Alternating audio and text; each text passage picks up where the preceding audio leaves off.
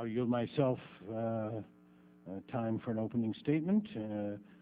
Ambassador Holbrooke, all of us are deeply concerned about the deteriorating security situation in Pakistan. As I noted in our recent hearing with Secretary Clinton, the United States has an enormous stake in the security and stability of that country. We can't allow al-Qaeda or any other terrorist group that threatens our national security to operate with impunity in the tribal regions of Pakistan. Nor can we permit the Pakistani state and its nuclear arsenal to be taken over by the Taliban.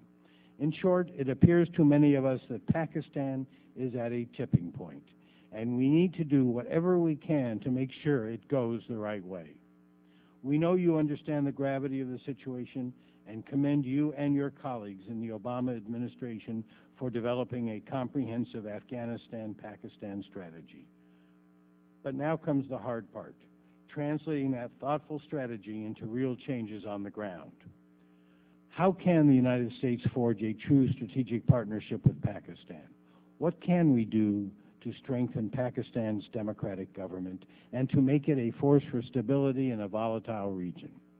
To help achieve these goals, a bipartisan group of my colleagues and I recently introduced H.R. 1886, the Pakistan Enduring Assistance and Cooperation Enhancement Act.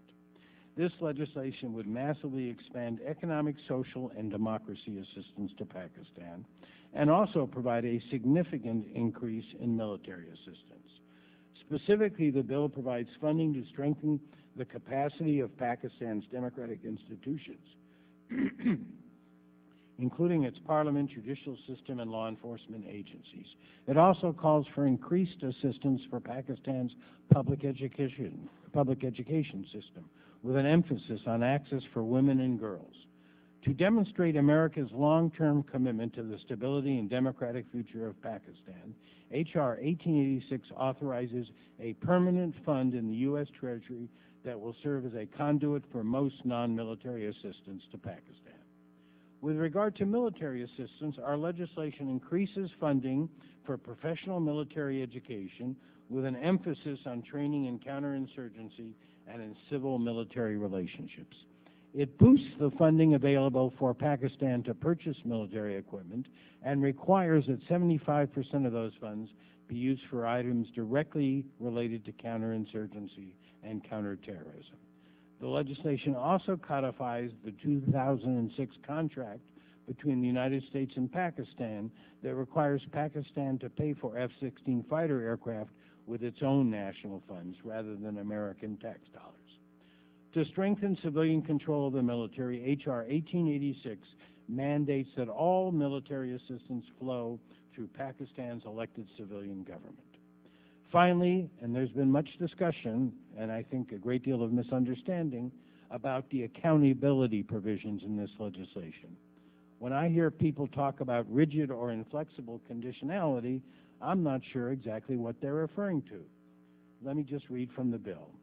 Section 206 provides that no military assistance may be provided to Pakistan unless the President determines, and I'm quoting, that the government of Pakistan during the preceding fiscal year has demonstrated a sustained commitment to and made progress towards combating terrorist groups, including taking into account progress the government of Pakistan has made with regard to ceasing support, including by any element within the Pakistani military or its intelligence agency, to extremist and terrorist groups, particularly to any group that has conducted attacks against the U.S.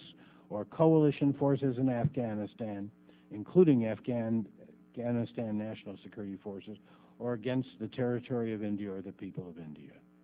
Secondly, B, closing terrorist camps in the Fatah, dismantling terrorist bases in other parts of the country, including Quetta and Meridki, and taking action when provided with intelligence about high-level terrorist targets. C, preventing cross-border attacks into neighboring countries. And D, strengthening money laundering and anti-terrorism laws. These are just factors in the consideration the President would give.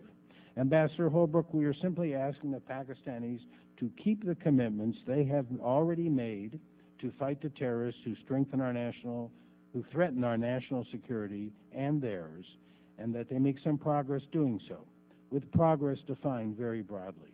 If Pakistan is unable to make, if the President is unable to make that determination, or a second one relating to cooperation on nuclear nonproliferation, then he always can take advantage of the waiver we provide. Which of these conditions are reasonable or unattainable? And if they are, what does that tell us about our relationship with Pakistan? We hear that the administration will soon propose its own set of benchmarks for Pakistan. We look forward to working with you on accountability measures as H.R. 1886 moves through the legislative process, and we remain very open to hearing other formulations of the kind of accountability that I think all of us want. Ambassador Holbrooke, we look forward to hearing your assessment of the situation in Pakistan, your recommendations for implementing the Afghanistan